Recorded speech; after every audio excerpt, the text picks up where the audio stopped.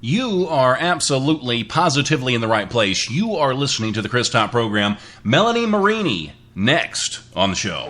It's more hip than you might think to be a dork, kiddies.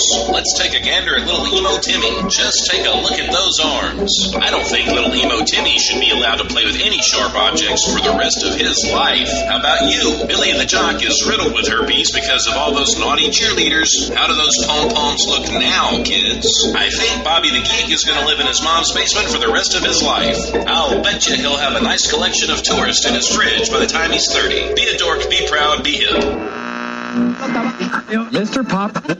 Portions of today's broadcast are reproduced by means of electrical transcriptions or tape recordings. You can either talk in the Chris Top program. I am the one and only Chris Top. You can either talk in the Chris Top program.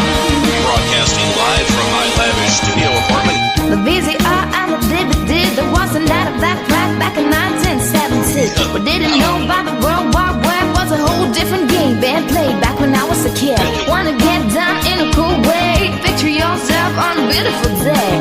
Big bell bottoms and cool long hair, just walking in style with a party full MP3 play. You can listen to the music on the Chris Top program. Chris Top program. You can hear the music on the Chris Top program. Chris Top program.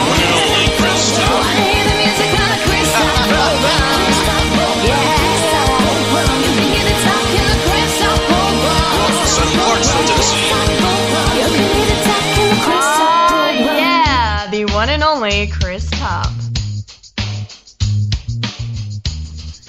Broadcasting live from our lavish studio apartment here in sunny Clarksville, Tennessee, with an ocean view. How in the hell are you doing, world? It is so good to see you. You know, it feels like it's been forever. Hey, JP, it's good to see you, buddy. Go over to the website, JP. He knows what to do. Now, he wants us to make sure that that we let Melanie know about him. Mm-hmm. Just because he's a fan. Yeah. Yeah, so we're going to make sure we do that. JP's the bomb. See, I bet you he thought I forgot. You never forget. Well, don't know if I'd say that or You're not. Chris Top. Don't know if I'd say that or not. Man, I'll tell you what. I have been going through chiropractor hell. I know. I feel so bad for you. These past 2 weeks, I have been going through chiropractor hell. It's like it takes everything I've got just to get there, and then when I get there, they beat the hell out of me. It's not right. It's like, sign me up so you can beat me up. I know. It's like he's beating on me and he's asking me questions and I can't even talk. Do you feel any pain? I'm paying for that. I'm paying for it.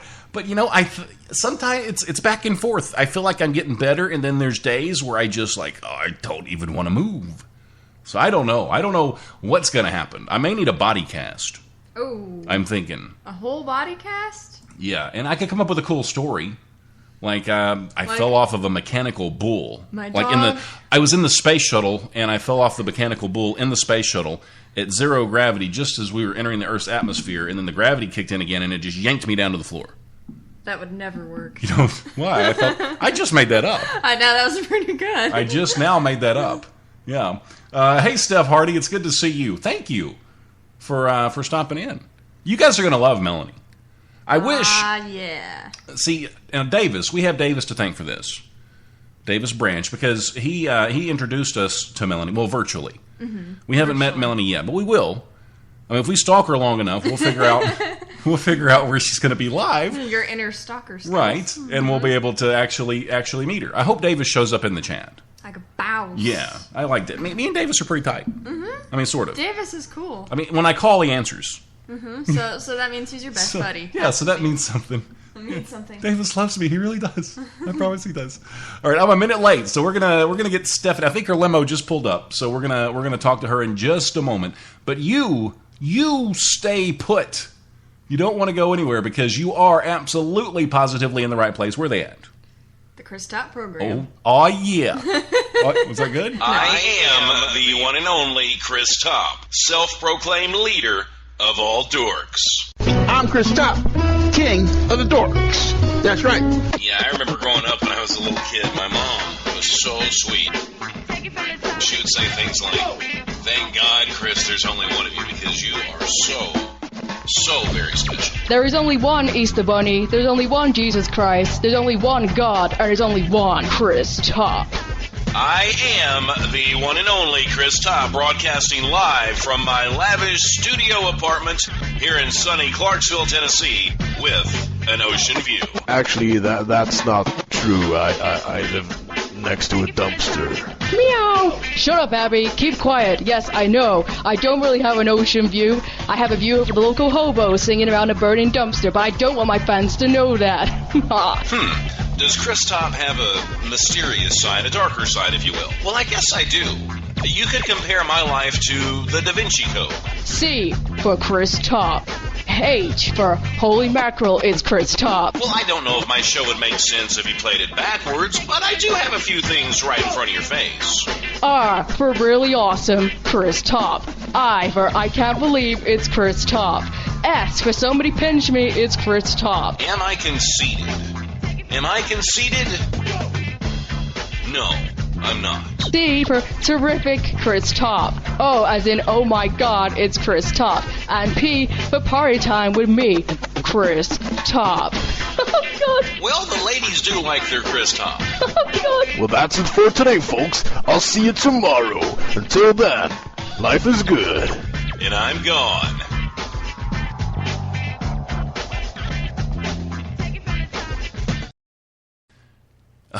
You know, this feels good because, you know, it's been like 2 weeks Yeah. since we've done anything. It's been 2 weeks since I've been able to say, yeah. You know, somebody's going to eventually call the cops on us. You know that. If you don't stop. I'll just become a cop and then I'll just, Stop it. Stop it. You know, my back's okay right now. That's good. I'm being as still as I can be, though. It's like I'm not moving. Just be that statue. Be that statue.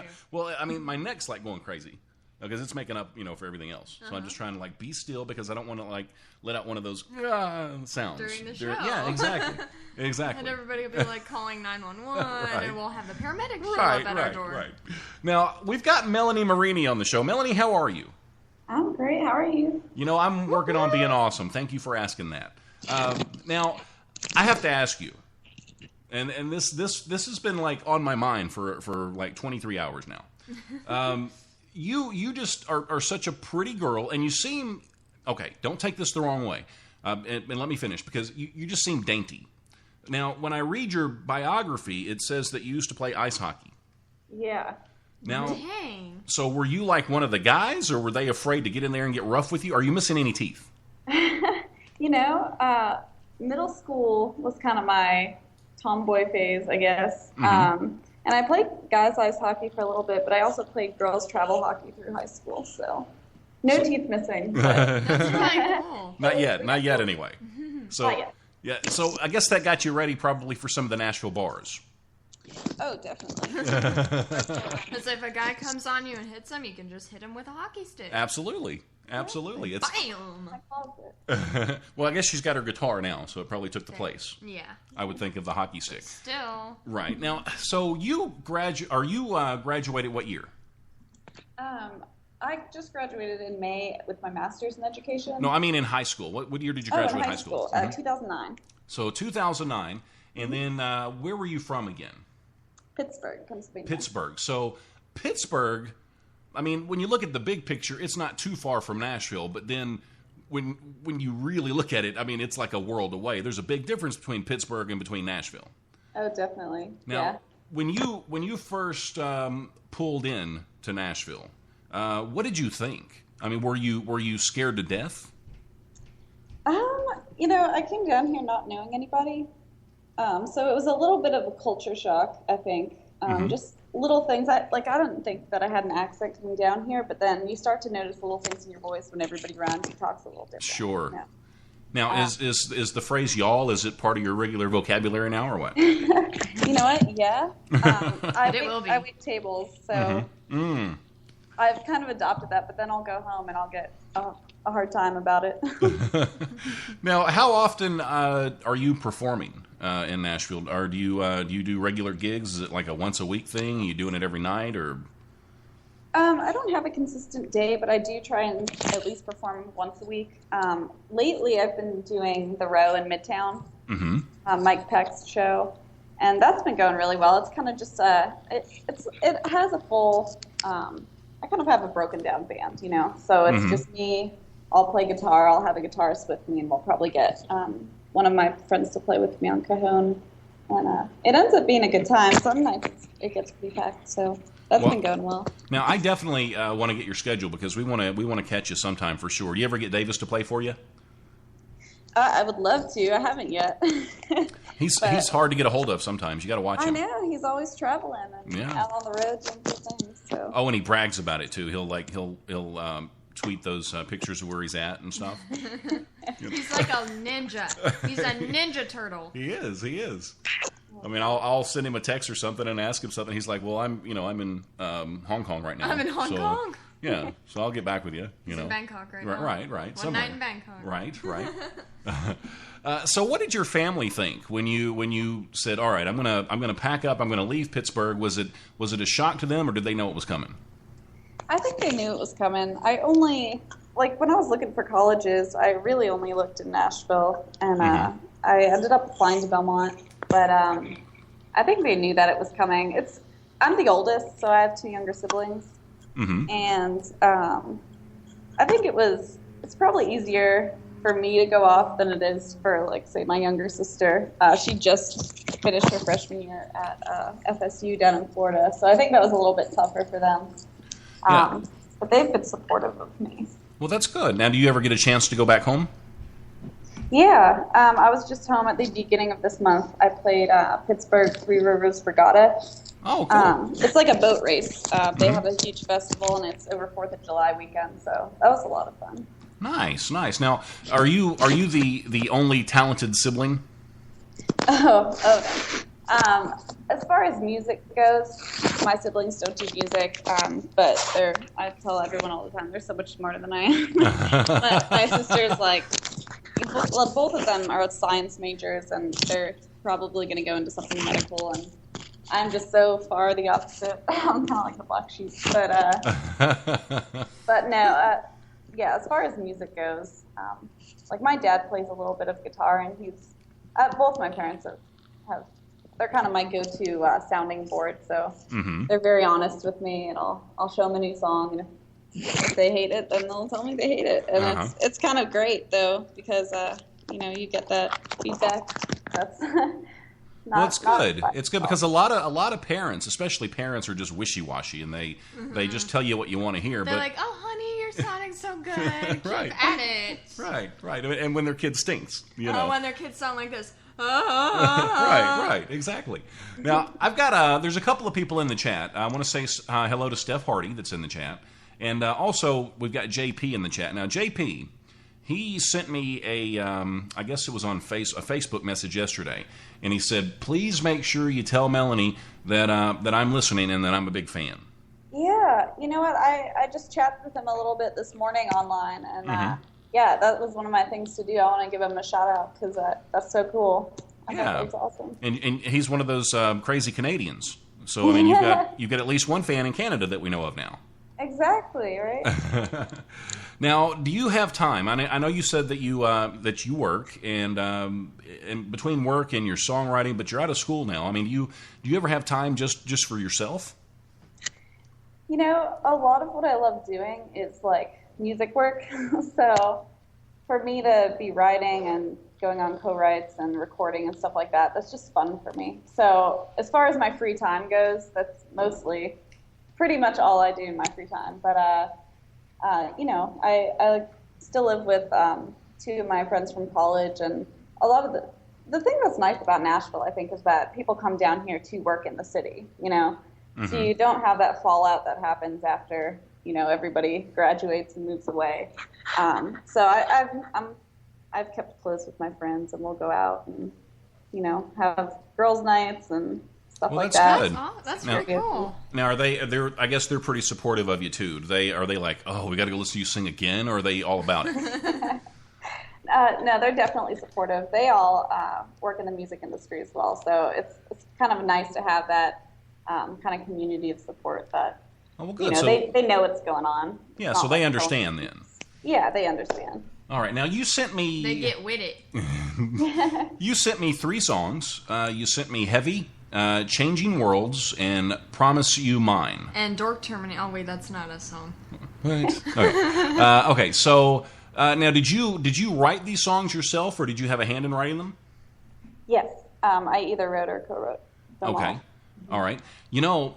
Always, I think just about in every show that we've done, I've been able to pick a favorite. And with yours, it's hard for me, and I think that's a good thing because I do like them all.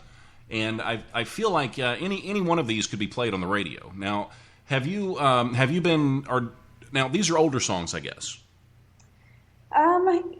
We just finished demoing Heavy, so it's fairly new. And then Promise You Mine, I've written in the past year, but the Changing Worlds, I believe that's the other one, right? Mm-hmm. That was that's off my first EP, which came out the very end of 2011, 2012. So. Okay. Now, what are your plans as far as new music or more music goes? Right now, I started off by wanting to record just a few singles, and now I'm thinking I'm probably going to make a whole new EP to release as my second EP, just maybe 5 or 6 songs, because I've been writing a lot lately, and there's a lot that as I've been writing, I'm like, oh, that's a good song. I want to put that out. So hopefully it'll conglomerate into a whole EP here. Yeah. Now, do you prefer writing by yourself, or is it just more fun when you have somebody to write with? I think it gets me more dynamic when I write with people. But as far as like really personal stuff, I tend to write on my own just because I know exactly kind of what I want to say already. And it's just kind of, I guess it's sort of like a venting, cathartic sort of thing. Right. Now, how many songs have you written about breaking up with a guy? A handful. Just a handful. I don't even know if I can give you a ballpark. I try and write positive songs, though. It's so easy to write the sad ones because, if you're sad, you're sitting around, you got a guitar, and you're like, I'm going to write about my feelings. But, I think a lot of my really fun, happier songs come when I write with people, and we kind of joke around and hang out for a little bit, and it just ends up being like a nice way to spend the day, really. Yeah, I bet it's just a good time. It almost turns into a party, I bet. Oh, yeah, exactly. Now, I think we're going to play Changing Worlds first. Okay. Now, what's this about exactly? Can you give us some insight? Is it about going to Narnia? It might be. I think it is. That's what I got from it. Yeah. It's really just about a first kiss.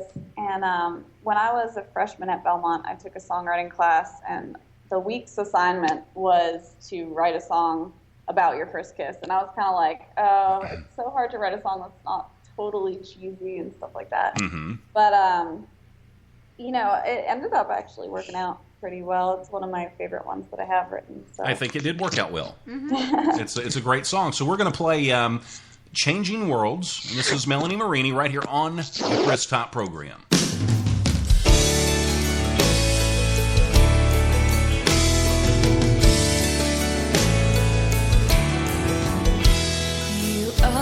Your hands and I'm holding my breath, 'cause you're making me nervous, but I won't give in yet to the pull of the moonlight and the touch of your skin, 'cause I just can't help but relive the night of our very first kiss.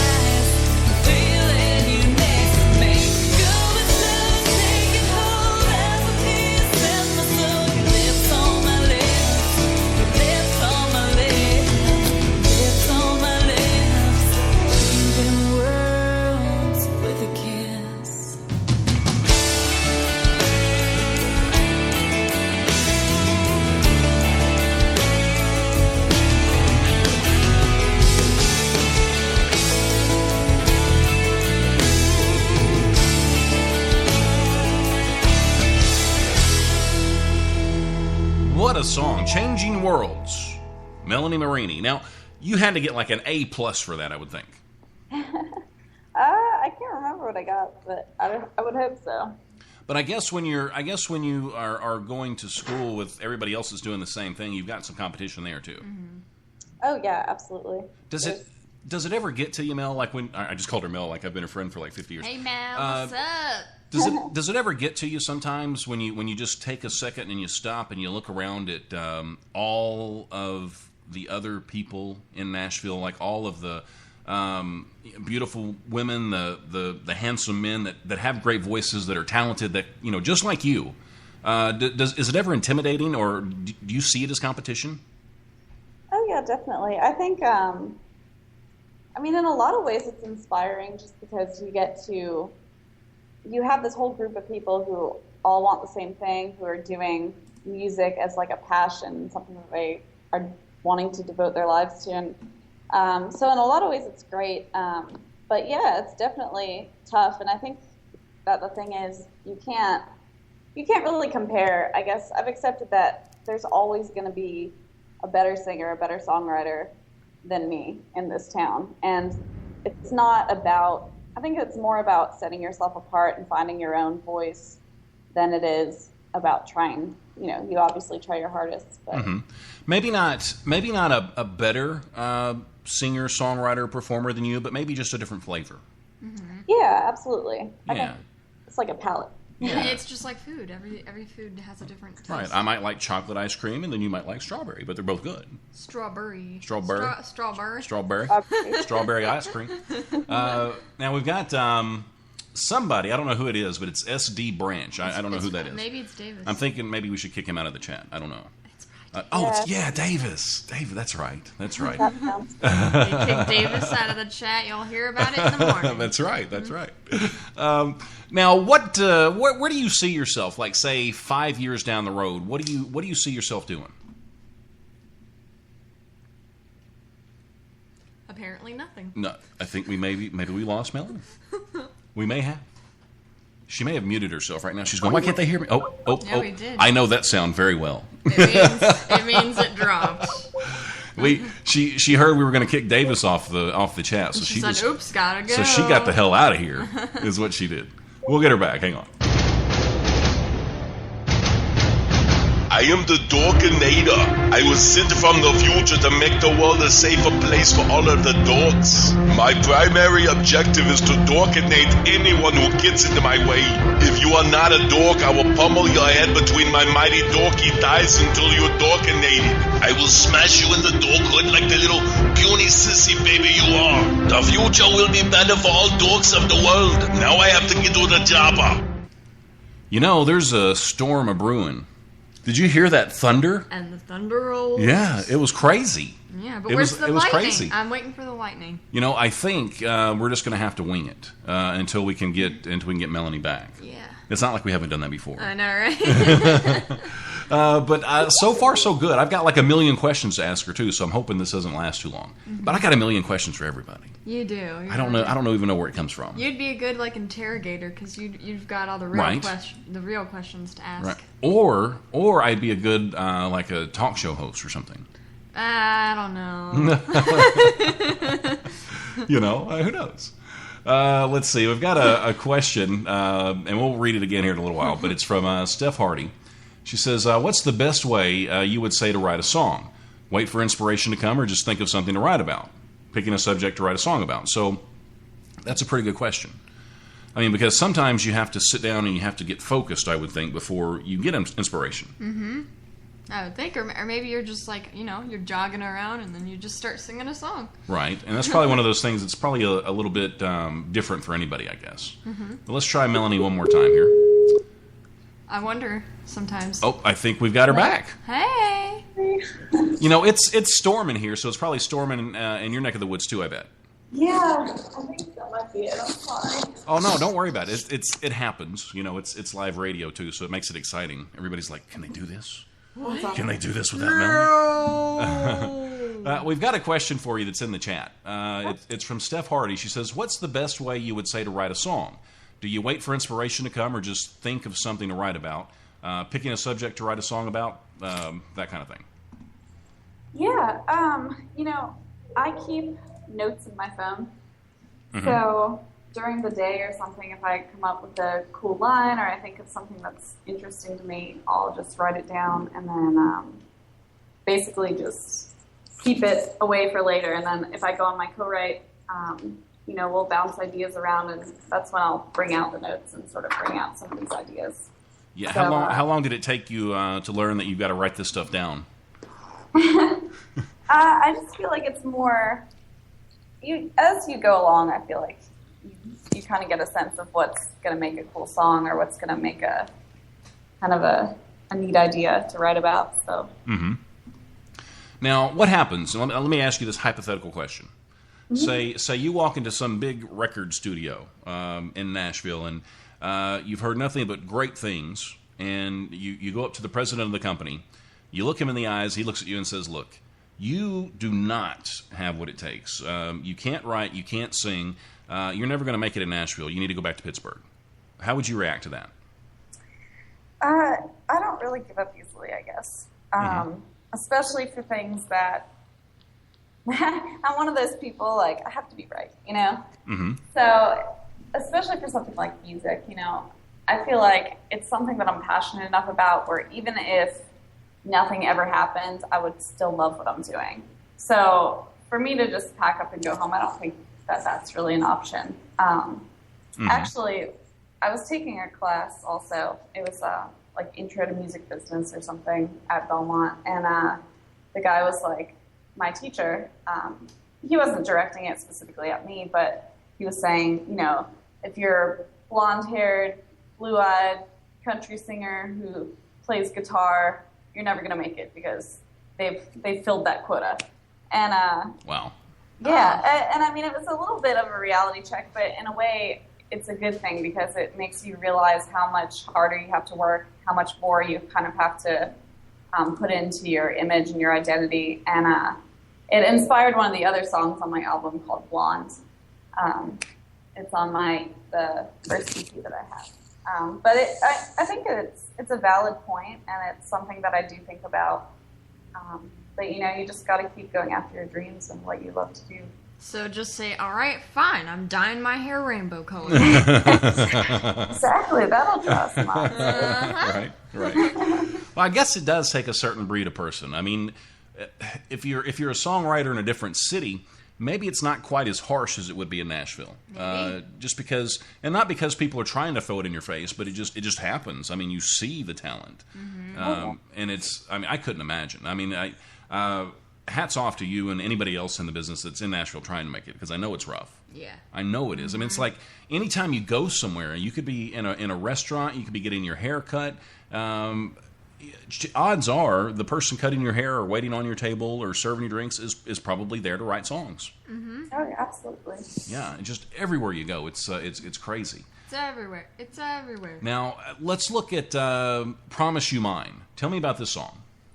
Yeah, this is one of my favorites. I just wrote it a few months ago, actually, with my friend Annie Kennedy. Mm-hmm. She is also very talented. She's a singer-songwriter as well. And we just got together, and she had just gone to a wedding, I think. I'm not sure if she was playing there or she was photographing or something. But she said, oh, I really want to write a love song today, but, kind of based on sort of around a marriage type of theme, but not so blatant.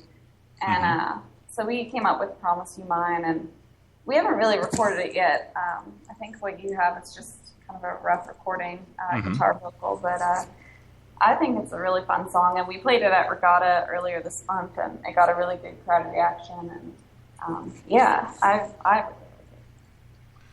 I bet it's a great feeling when you sit down with somebody and you write a song, you put it together, you put the music to it, and then you perform it for the first time and you get that reaction from the audience. Oh yeah, that's huge. I feel like that's half of the reward, is just seeing how the music connects with people. Well, speaking of rewards, what would be your definition of success? I want to do this for a living. Mm-hmm. So I guess that would be, obviously everybody who pursues this in this fashion wants to, have those huge stadium tours and have a whole bunch of albums and be signed and make a whole lot of money. And I would love to just make enough money to do this full time and to live comfortably and just pursue what I want to do. I guess the thought of a 9-to-5 job kind of scares me. Yeah, I know what you mean by that. Now, what would be your dream stage to step out on? Boy. Yeah, I had another interview earlier this month that asked me the same question. It's a hard one. I guess for me, it's less about the stage and more about who's in the audience and who's there. I loved playing Pittsburgh because that's my hometown, and there's a whole bunch of people there who are familiar faces who've known you, since you've been growing up, and just kind of getting to share that with them is really great. But I would love to play. I don't know. That's a tough question. Well, I mean, in Nashville, you got so many choices. Oh yeah, absolutely. I would love to play all the major places in Nashville. I'm slowly checking them all off my list, but yeah. So if the Ryman called you up, you wouldn't turn them down? Oh my goodness, that would be amazing. Yeah, Opry, Ryman, anything like that would be phenomenal. LP Field, LP Field. I'll get back with you. I'll get back with you, LP Field. No, I'd be like, hell yeah. Yeah, so you guys know a guy. Now, before we play Promise You Mine, if people want to stalk you, get in touch with you, check out your music, where do they go? I've got a website. It's just www.melaniemeriney.com. That's MERINEY. And I've got Facebook, I've got Twitter. I usually keep my Facebook and my website pretty up to date. So I do all my social media kind of in the morning as my daily routine. So if you have questions or want to find my music, you can find them off my website, or we've also got my EP up on iTunes. Nice. Okay, so you are selling your music. Yes, I have one 6-song EP for sale. I think it's $5.94 possibly, but I do have hard copies too. So I know I had a friend earlier this month who messaged me about sending him a physical copy of mine. So that's what we want. Yes. We're going to have to get your. Now, do you have your schedule listed on your website? Yeah. It's everything that's scheduled is up on my website right now.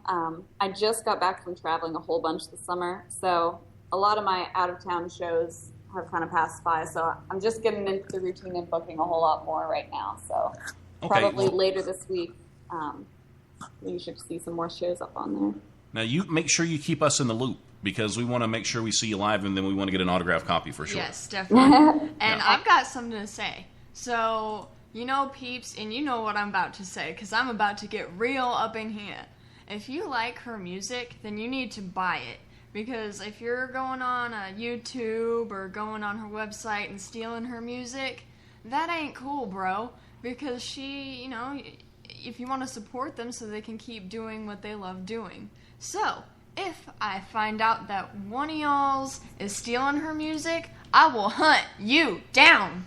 You sound like a wrestler when you do that. Because I ain't kidding around. I ain't kidding. But it is important. It's important that they purchase this music. I mean, 99 cents for a song is not going to kill anybody. No, just $5, $6 for a CD is not going to kill anybody. Don't have Starbucks that day. Good gosh. Yeah, exactly. Well, you could have a lot of Starbucks or not a lot. Well, you could have one cup of coffee for the price of the. Yeah, you're right. Yeah, you're absolutely right. Okay, so we're gonna play "Promise You Mine." This is Melanie Meriney. If you like the song, go out and buy it. Right.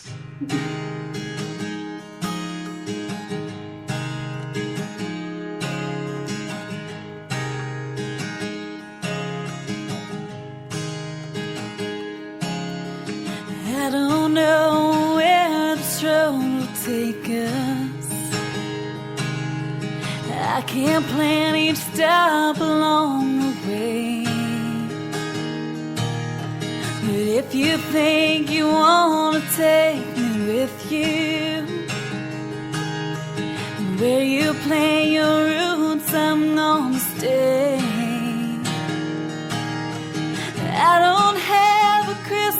all, a deck of cards to know it all. God knows only He can see through time. If there's one thing I know for sure, is I can't promise you the world, baby, I can promise you mine.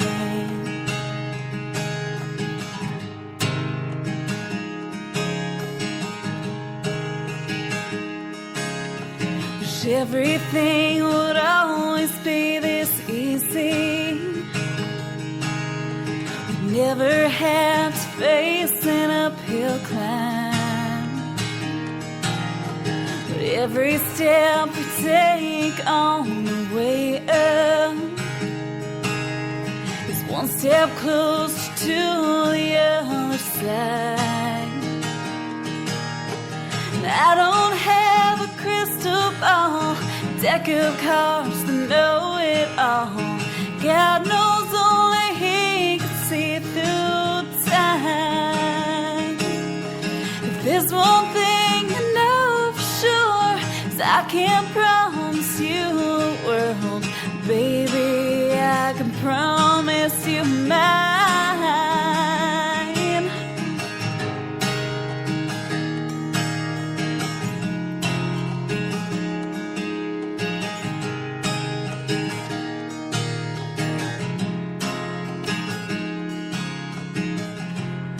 As I say these little words to you, I'm saying so much more than I do. 'Cause I don't have a crystal ball, a deck of cards to know it all. God knows only He can see through time.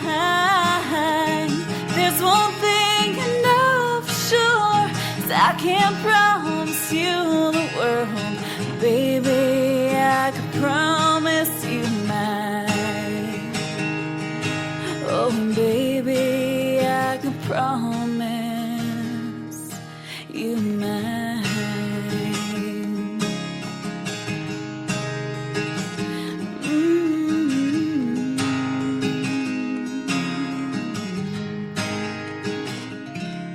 All right, that's Melanie Meriney, Promise You Mine, right here on the Chris Top program. Ah, yeah. So what do you think?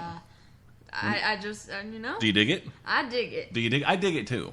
And I'm just wondering why we're not hearing this stuff on the radio yet. Exactly. We need to get Davis to get out, or like, you know, Get with a out big a sign, pom-pom like with a and- spine, with a sign, and like just spin it. Mhm. You know, like they do at places, like and sell their CDs and stuff. There we go. And harass some radio stations. Mm-hmm. I think. If we all harass to the radio stations, then you never know. And that's a good project, right? Mhm. For people that love what Melanie do, to get out and call those radio stations. Mm-hmm. Now, do radio stations? Have you ever sent out any of your music to the stations?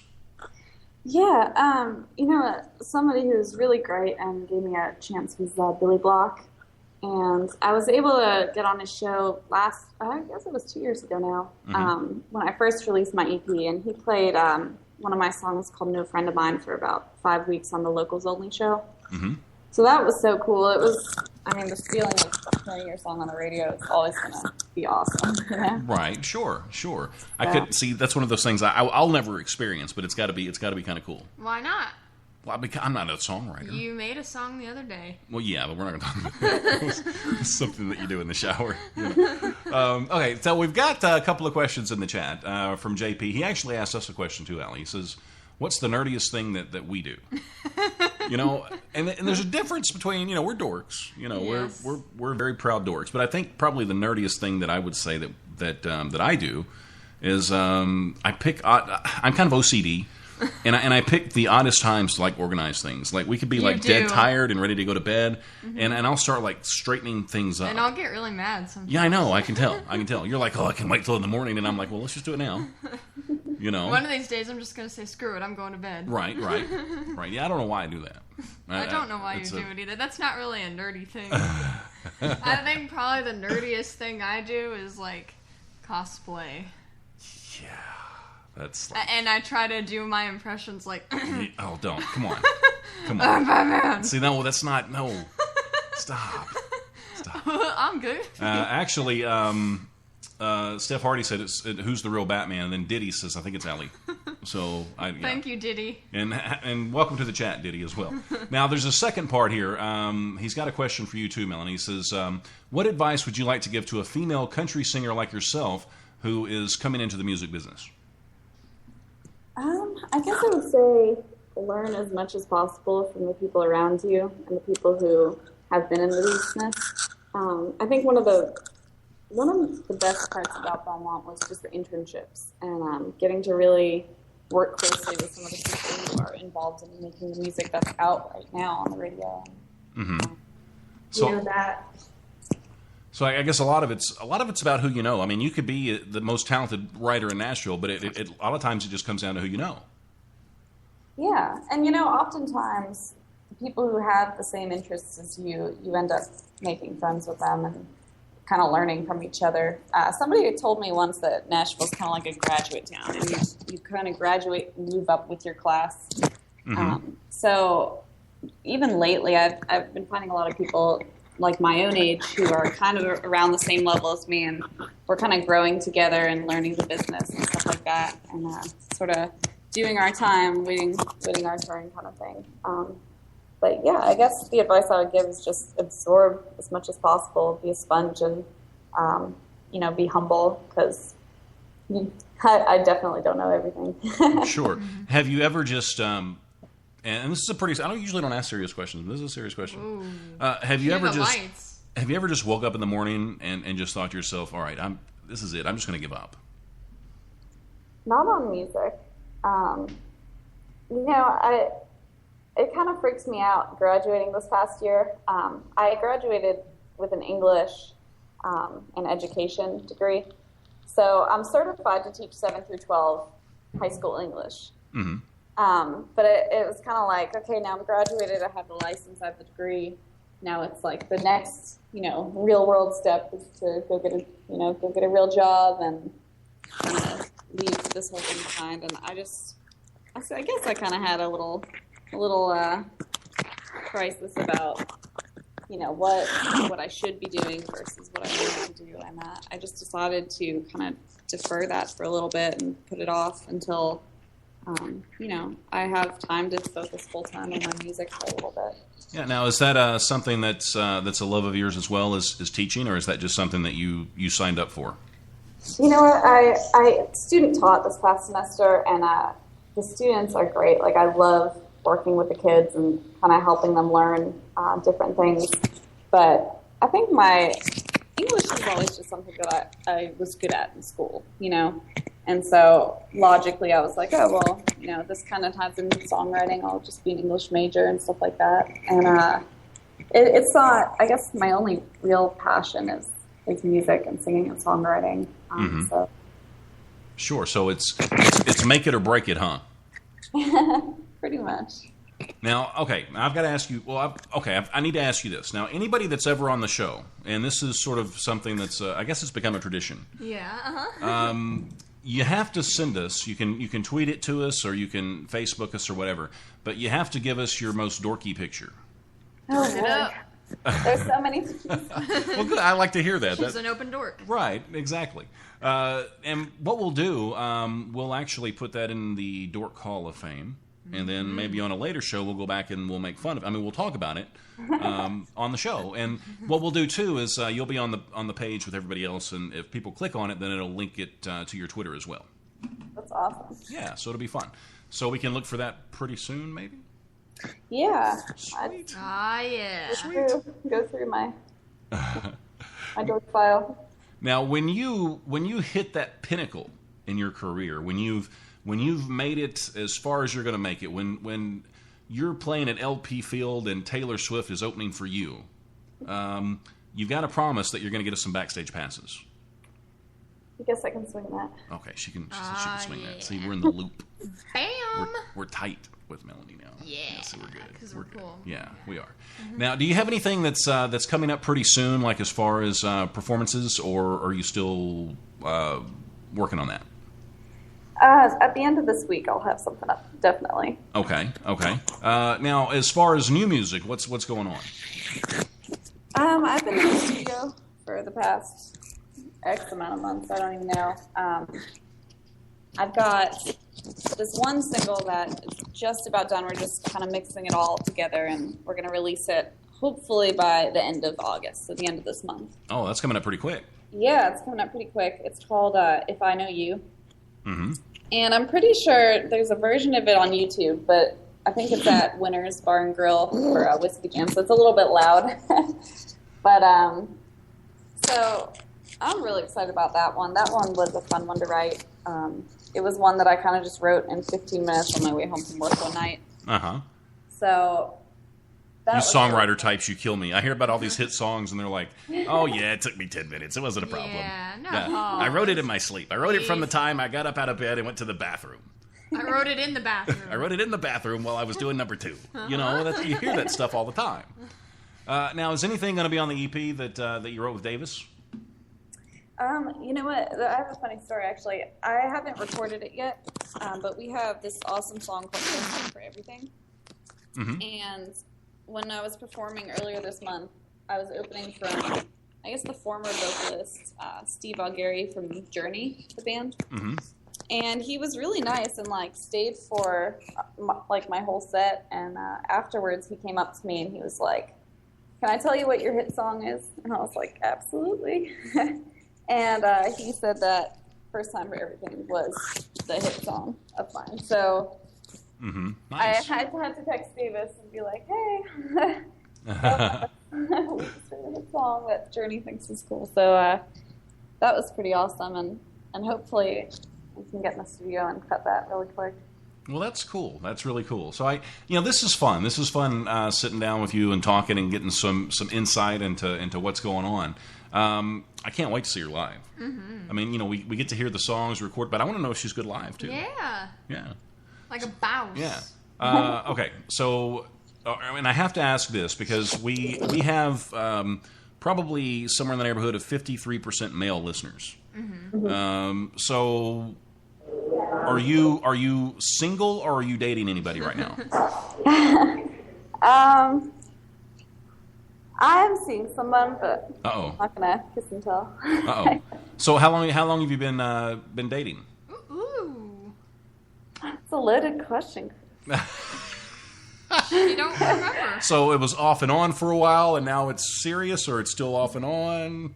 You said I could ask anything. My one serious relationship is with the music, and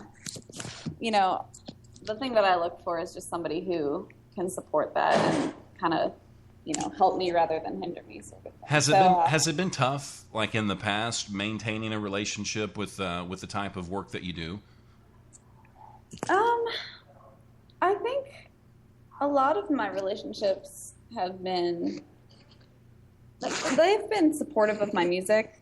A lot of them didn't know, they weren't in the music industry, so they didn't know specifically kind of what I wanted or what I was going through. So a lot of the relationships that I've been in, I've kind of had to take time away from music to put into the relationship. But one I had recently was with somebody who is in music and who's a songwriter as well. So that was kind of nice that kind of the time that we spent together wasn't, at the expense of writing and creating, but we kind of wrapped it all up in one. So that's nice. And you probably almost have to look for somebody that's involved in the same thing for it to even work. Yeah, there are pros and cons, It's a small city. It's a small town. And, right. There's a very possible to have a bunch of exes walking around in the music industry. Sure. Yeah. So what do you look for more in a guy? Do you look for a sense of humor or brains?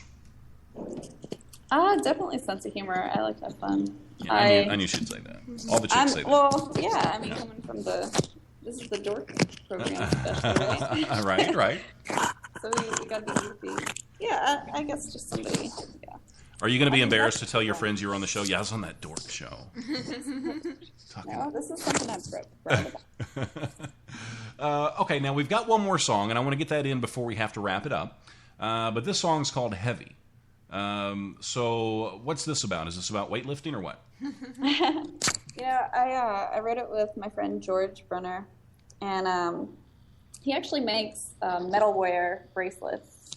I think like Cadillac 3 and bands like that have been wearing them, so it's super cool. But she said super cool.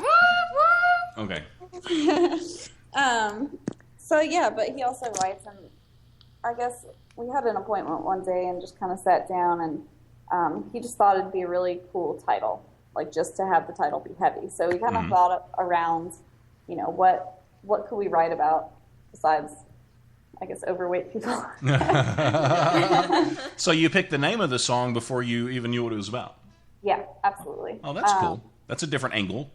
Yeah, and so it's just really about kind of having those kind of few enriching, fulfilling life experiences, even if it's something as simple as, having a really great conversation with someone at like 2 in the morning. Sure. Do you have a lot of those? Do you have a lot of those 2 or 3 in the morning conversations? I'm a night owl. I'm up pretty late, so. Sweet. So we'll call you. We'll just call you randomly, like 2, 3, 4 in the morning. Yeah. I'll be up. We'll order pizza. Sweet. Your treat. Okay, this is Heavy, and this is Melanie Meriney right here on the Chris Top program.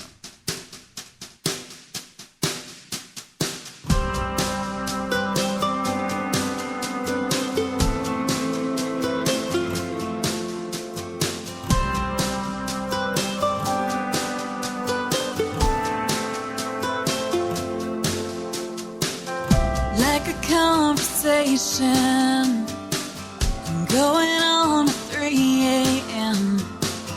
Talking to a good old friend you met a couple hours ago. Like the weight of the first kiss sitting soft on your lips, and just letting time slip while you're holding on so close. Oh, when life arrives, takes you by surprise, get ready. Heavy is the ground you find in those times when nothing's steady. It's the moments you have that make this life the perfect kind of crazy. Heavy.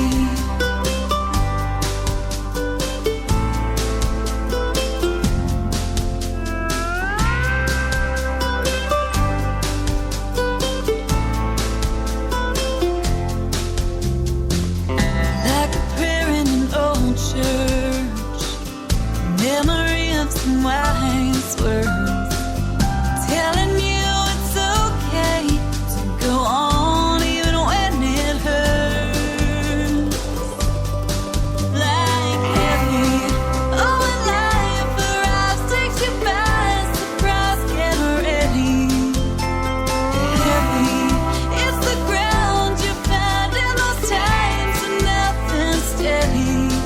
It's the moments you have that make this life the perfect kind of crazy. Heavy, ooh,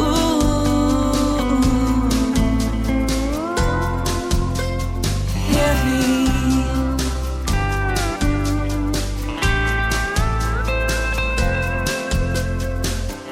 It's the weight of the whole world climbing up on your shoulders. Piggyback with big blue eyes, asking you to hold her. Heavy, oh, when life arrives, takes you by surprise, get ready. Oh, heavy, it's the ground you find in those times when nothing's steady. It's the moments you have that make this life the perfect kind of crazy.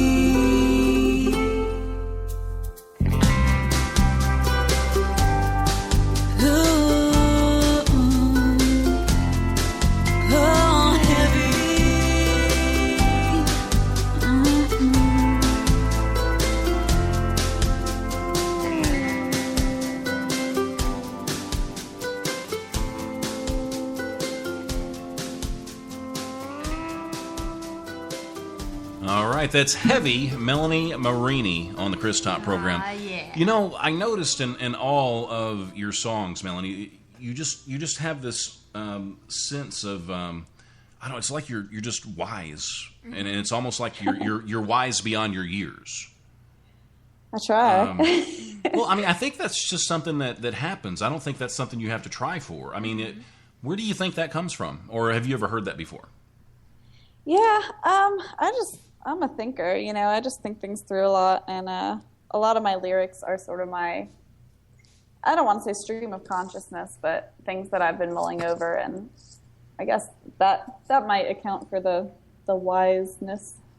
Yeah, maybe so. I don't know. I mean, they're just, I don't know. I just don't expect it, I guess. When I see, your picture and I don't know, your picture doesn't match your personality. I don't know. Oh, yeah. That's not good or bad. It's not a compliment, and it's not. I'm not. It's just one of those things. It's good. Yeah, it is. Mm-hmm. I guess it is good. Now, I have a very important question to ask you. Yes. Okay, so you might want to sit down if you're not sitting down. Okay, you go ahead and take a deep breath. I'll give you a second. Okay, good. Now, if you could have any superpower, what would that power be? Teleportation. Ooh. Yes. Now, would you rob banks, or would you teleport into like the men's bathroom, or what would you do? Oh. You know, I never even thought of robbing banks. It's a great idea. It is a good idea. Yeah. Let me know if you ever figure it out. Well, The time I spend traveling, I'd love to just snap myself to somewhere. Wouldn't that be great? Yeah. Save so much money and time. Yeah, I mean, you could have lunch with somebody in Paris and like sleep in until like 10 minutes before you had to be there. Mm-hmm. Exactly. Yeah, it would be nice. See, that's more along the lines of what I would pick, as opposed to like, see, when people pick invisibility, you know they're just perverts. Yes. Yeah, I mean, that's the only reason that you'd want to be invisible. So I don't know. And flying, flying would be cool, but why fly when you can just teleport? I think I'd be too afraid to fly. Yeah. Yeah. Well, you got to think about it too. I mean, it's got to take some kind of energy. I mean, to fly. So I mean, like, you know, can you run 5 miles? I mean, if you're going to fly 5 miles, I would think that it would take that kind of energy as well. I can't run 5 miles. Right. So I mean, teleportation I think would be better. Yeah. Right, Yeah, now, it would. We have really in-depth conversations about things that don't matter. Now, it does matter. Do you have a person that you look up to, like somebody that you would want to maybe one day actually work with in the business? Oh boy. I guess my role model is Shania Twain. Oh, okay. Yes. And JP would like that because she's Canadian. Right. Yeah, she was my first concert like in 3rd grade. So she's kind of the whole reason I wanted to do singing and songwriting. So if you'd never went to that concert, you wouldn't be talking to me right now. Maybe not. You would be a school teacher. Yeah. Yep. Mm-hmm. All right. If you had an opportunity, and this isn't performing, this is sitting down for 5 minutes to have a cup of coffee with anybody, and this could be anybody that's living or that's dead, anybody throughout history, who would that person be? Oh boy. I guess my grandpa and my granddad. Aw. Yeah. Just, I don't know. I don't even know that I would talk about anything specific. Just be nice to hang out. Yeah, exactly. I think I would probably pick the same thing. Yeah, well, that's nice. Mm-hmm. It's kind of mushy, but it's nice. It is. I mean, it's from the heart. Mm-hmm. Yeah. Who's your biggest fan?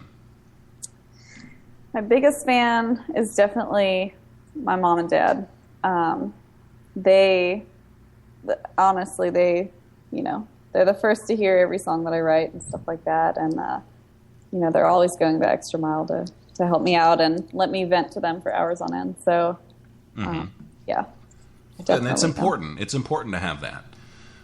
Some of the feedback you had from the song, super top-tastic, yeah. And then Steph Hardy loves Shania Twain as well. Awesome. Yeah. Well, I guess that's about it. We went 3 minutes over. Mm-hmm. And, I try not to go over, but you know how it is. Yeah, I mean, we like to talk. Yeah. Yeah, we do. And I think I cheated her out of a minute anyway, because I think we called her late. Yeah. Oh, thank you guys so much for having me. Oh, it was our pleasure. Mm-hmm. And, since you're in the circle of trust now, you're welcome back anytime. So anytime you've got a big event that's coming up, anytime you want to talk about a new song or anything like that, just shoot us a message and we'll get you back on the show, or we'll just talk about it. Whatever, Awesome. whatever you want us to do, we're here for you. Chris, What? you just used a Meet the Parents reference. I did. Did you catch that? Yes. The circle of trust. Well, we watched that a couple of nights ago. We've been watching a lot of movies lately because my back's been messing up on me, so we've been watching quite a few movies. Yes. Yeah, catching up. Mm-hmm. It's kind of nice. I really liked As Good as It Gets. That was really good. Oh, that's a great. Have you ever seen that, Melanie? I haven't, actually. Oh, you need to watch it. I know, it's on my to-watch list. It's good. It's really good. Okay, so we're not going to talk about Jack Nicholson right now. I could, though. I could talk about Jack Nicholson for like an hour. I really could. I really could. Okay, so one more time, Melanie, where can people get in touch with you at? Where can they find your music? www.melaniemeriney.com or my Facebook page. I'm always looking for likes, so. Well, sweet. Now, I don't know. Have we liked it? I don't know if we've liked it yet or not. We'll do that because we're already Twitter buddies for sure. So I'll make sure we like your Facebook page as well. Awesome. We've got Kevin Logan just jumped in the chat on Spreaker. Kevin, we're all in the chat on the ChrisTopProgram.com. Be there or be square. Kevin's kind of square. He can't help it. But he's still lovable. Yeah. He really is. And Kevin, if you just got here, you need to go back and listen to the beginning of the show, which he will. Mm-hmm. And then he'll talk about it 3 days later. Yep, he does. He listens to everything. You're absolutely going to love Melanie, Kevin. Trust me. Really, really good stuff. So you're working on new songs. People can go to iTunes and purchase the songs they just heard. Do you have merchandise too? I don't, but that's something I'm working on. Okay, so if somebody wants a like an autographed picture or something like that, they can't get it yet. No. Okay, so we're working on that too. Mm-hmm. Well, good. I'm glad we had you on the show. See, Davis comes through for us from time to time. Yeah, he really does. He does. Okay, I guess that's it. You want to take us out today, or you want me to do it? I don't care. I think I'm gonna do it. I've got it stirring up in me. Wait, well, there's something I didn't say today though, and I want to say it before you take us out. Definitely. Okay. We do not, nor will we ever take any of you for granted, because there are a million other things that you could do, but guess what? You chose to listen to us. It makes us feel pretty damn good. Thank you. All right, go ahead. Wise words, wise words. Absolutely.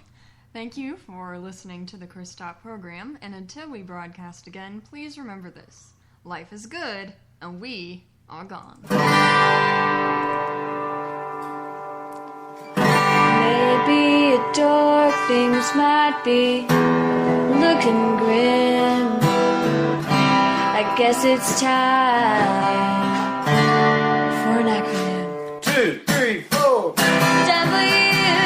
WLBA, working on being awesome every day, spreading love across the USA.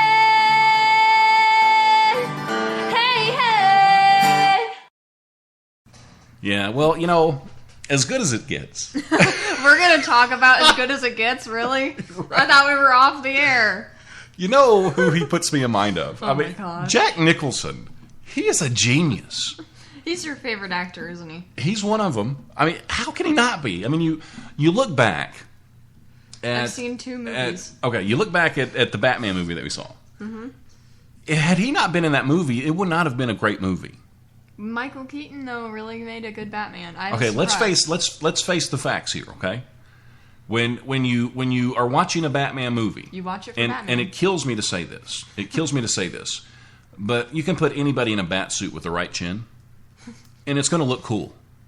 You gotta act. You gotta do the voice. How hard is it? I'm Batman. Really? Really? How hard is that? It's hard. See, I really think that the Batman movies, I think they depend on the villains. Really? I really do. And I think that back in 1980, was it 89 or 90? I don't think it was one of those when the Batman movie came out.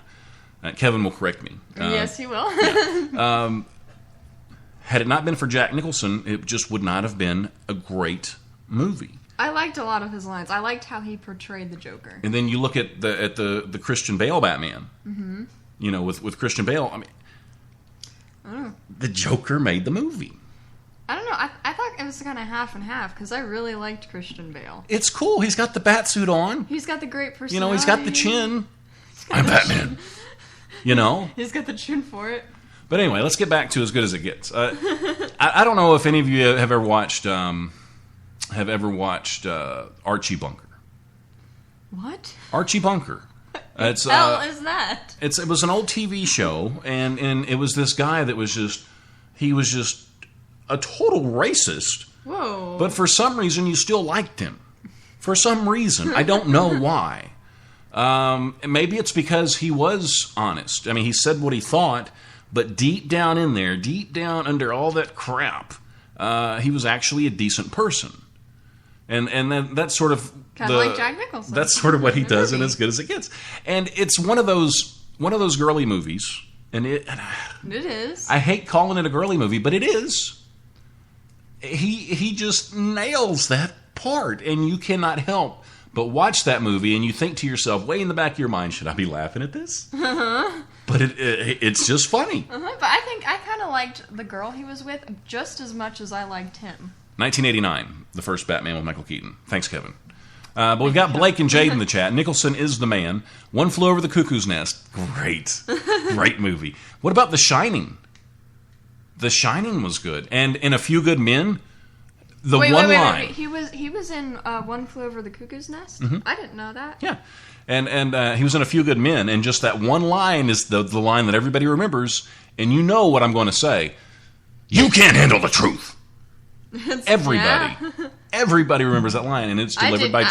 anything he does. I didn't know he delivered that line. Anything he does is brilliant.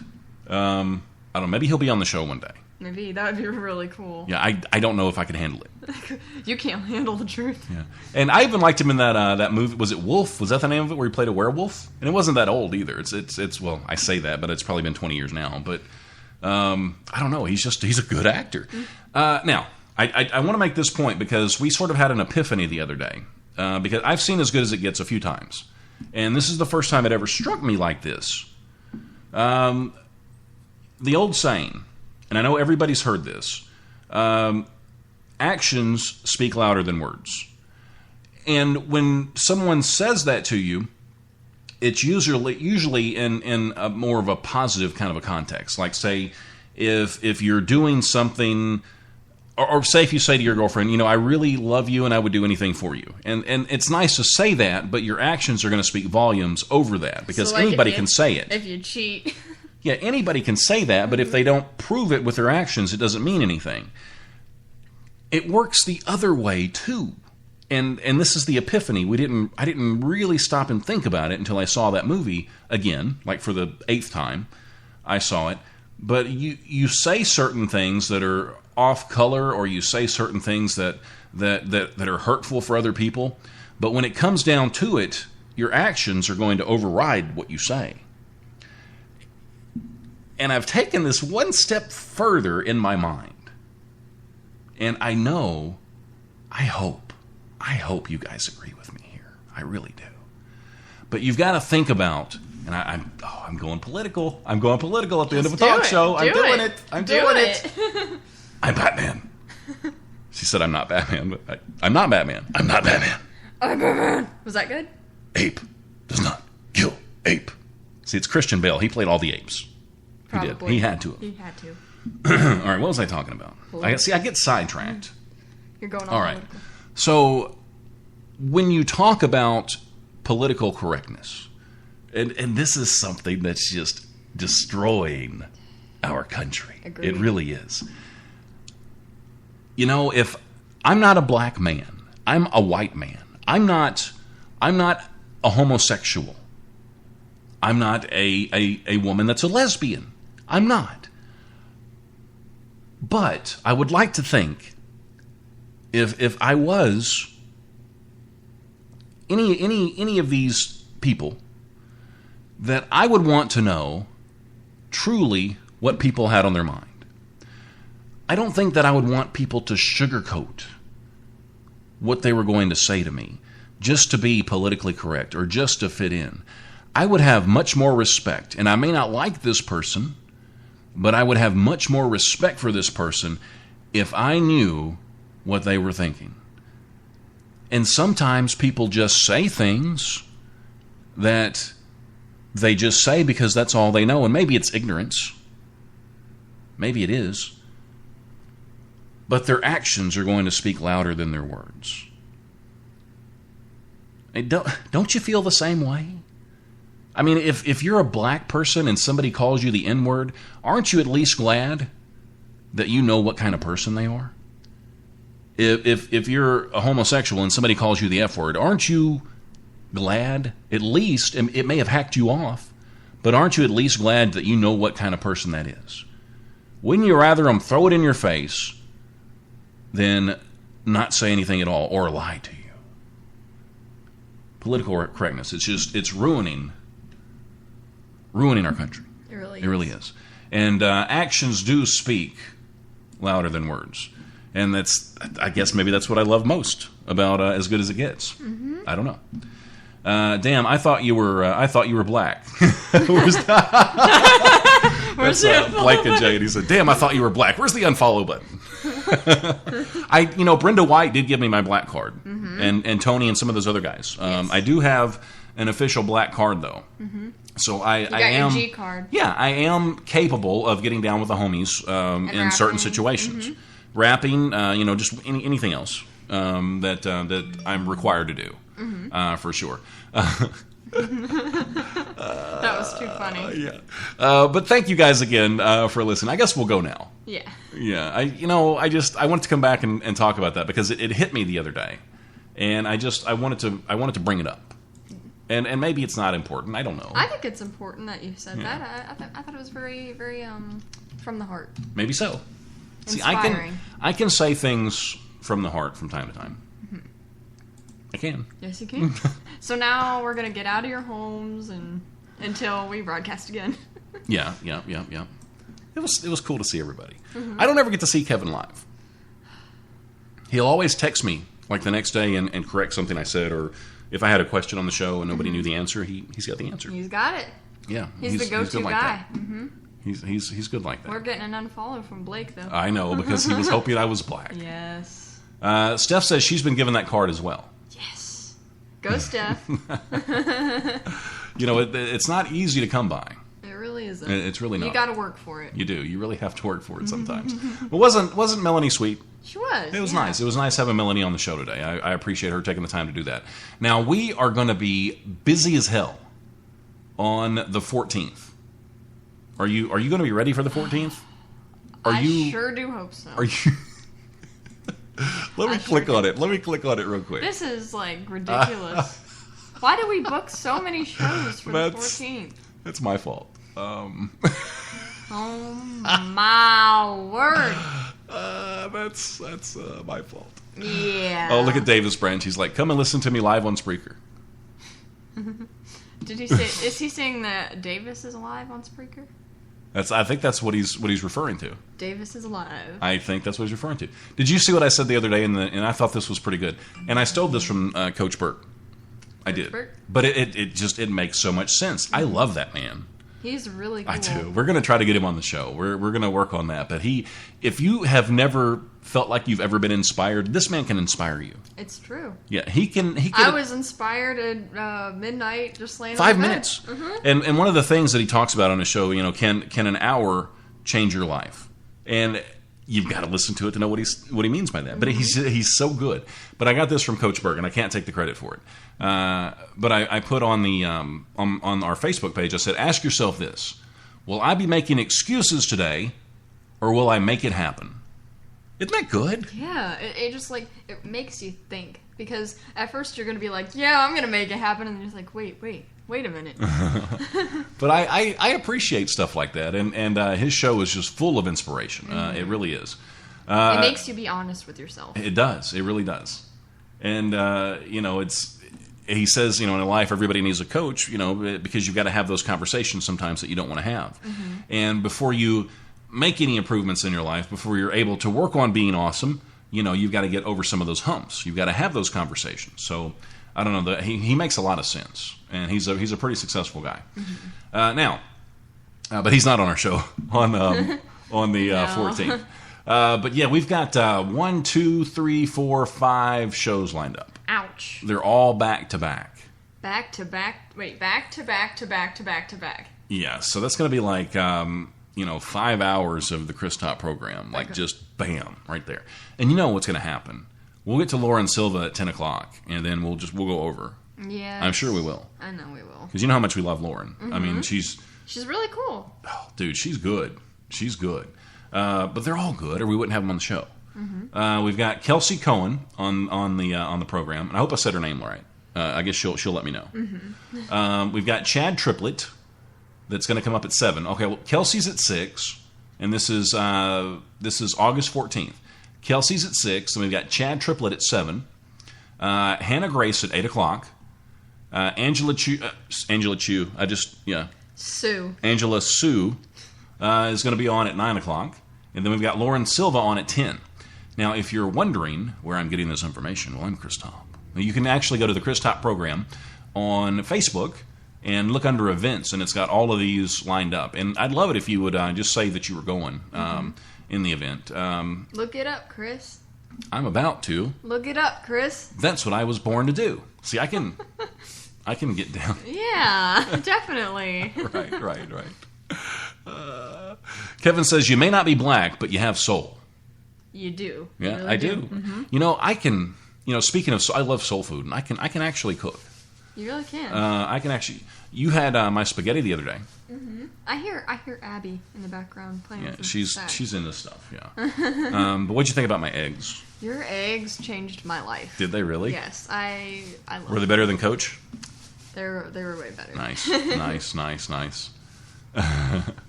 Blake and Jade says 5 hours of the top stuff. I appreciate that. But thank you all again for listening, for showing up today. Everybody that listens live, you're totally amazing.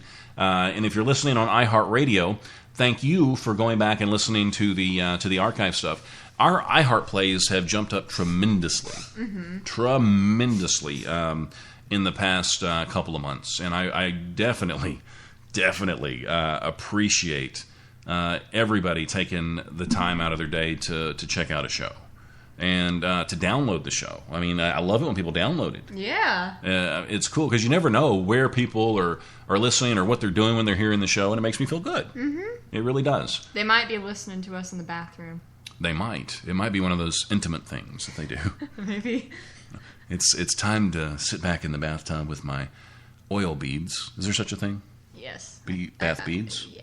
With my bath. We're not. I feel like we've had this discussion before. It makes me mad, and we're not going to talk about it. I like to sit back with my scented candles and my bath beads and listen to the Chris Top program. Oh yeah. Yeah. See, but you gotta like, you have to be conscious, I guess, when people are actually doing that. I mean, not everybody is like jogging while they're listening to the show, and so I mean, you might have to tone your oh yes back sometimes for the people that are soaking in the bathtub and burning scented candles. So is this all right? Yeah. That was kind of hot. Okay, we're gonna end the show now. Bye-bye. And we can't even fool around if I had to because my darn back. It makes me so mad. It irritates me. Grr. It just irritates me. Hashtag grr. Really. I need to find one of those ancient Chinese women to come and just touch my back. Because you've seen it in the movies. I was going to try and do a Chinese accent, but I said that'd probably be a bad idea. It would be a bad idea. Thanks to political correctness, or otherwise you could have got away with it, right? Yeah, but now you can't. You can't now. Kevin said we did have the discussion before bath beads. Thank you, Kevin. Thank you, Kevin, for that. It was driving me crazy for weeks. Thank you, Kevin. Kevin knows and I don't. I think there's something wrong there. Kevin's wonderful. He really is. Okay, we're out of here. Thank you guys for listening. Until we broadcast... Wait a minute. I listened to the Chris Top show whilst skydiving. Thank you, Blake. Thank you. For that. Until we broadcast again, please remember this. Life is good, and we are gone. Well, all of our lives, it's like a good book. You turn a few pages, then you open up the next chapter. A success story. Do you have what it takes? Have you already made it? What's your definition of success? The music industry is brutal. Los Angeles, New York City, Nashville, Tennessee. Are you just another face in the crowd? Everybody knows it's not about how much talent you have. It's about who you know and how big your hooters are. I just want to know if the dude's willing to flip burgers for 3 years while he makes minimum wage. Sometimes that's what it takes to be a star. Why are people going to want to turn on the radio and hear your music? Oh, so you think your song's good? Well, what makes it good? It's going to have to be great if you're going to make it in Nashville. If Chris and I don't agree, they're not on the show. What makes you special? What makes you unique? Let me ask you this. Once your hard work pays off and you reach those dreams, are you willing to give anything back? The Chris Top program starting a new chapter. Are people going to want to read your book, or is it going to end up collecting dust in the discount section at Goodwill? We want the best on this show, and that's what you're going to have to give it. Otherwise, it's time to go home. The Chris Top program, this is where people come when they want to have a voice. No, they are sadly mistaken if they think we just let anybody on this show. Look, all we do is broadcast. You provide the hope. You provide the inspiration. You're the next great songwriter. You're the next great entertainer. This is where your song takes its first step. The Chris Top program, working on being awesome worldwide. Let's just face it, we're all a work in progress. You can either talk in the Chris Top